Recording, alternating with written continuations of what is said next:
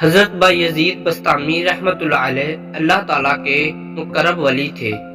آپ اپنی والدہ کی خدمت کو سب سے بڑی عبادت اور ان کی رضامندی کو دنیا کی سب سے بڑی نعمت جانتے تھے۔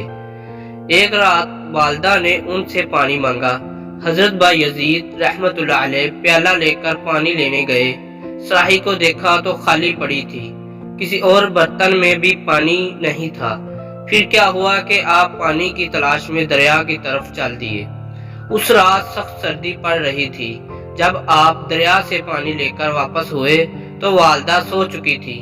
حضرت بایزید رحمۃ اللہ علیہ پیالہ لے کر والدہ کی پائیدی کی طرف کھڑے ہو گئے۔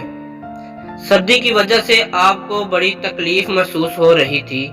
آپ نے والدہ کی خدمت پر اپنے آرام کو قربان کر دیا اور پانی کا پیالہ لیے چپ چاپ کھڑے رہے کہ نامعلوم کب والدہ کو پیاس ستائے، وہ پانی کی طلب میں اٹھے اور میں غائب ہوں۔ کچھ دیر بعد والدہ کی آنکھ کھلی تو انہوں نے دیکھا کہ آپ پانی کا پیالہ لیے کھڑے ہیں۔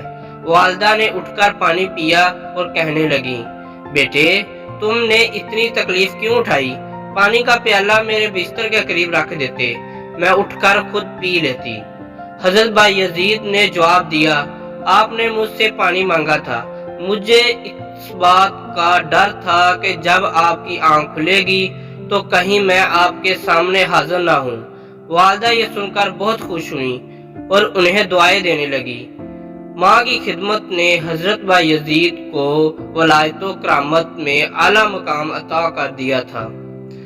حضور رحمت عالم نور مجسم صلی اللہ علیہ وآلہ وسلم ماں کے تعلق سے کتنی بڑی بات فرما گئے ہیں، اور اس بات کو آپ نے باتکرار 3 بار فرمایا۔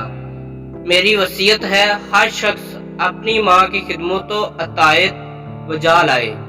کہ آج آپ نے درود پاک پڑھا صلی اللہ علیہ وآلہ وسلم، رات سوتے وقت والدین کے قدم و بوسہ کی ترکیب فرمائی ہے۔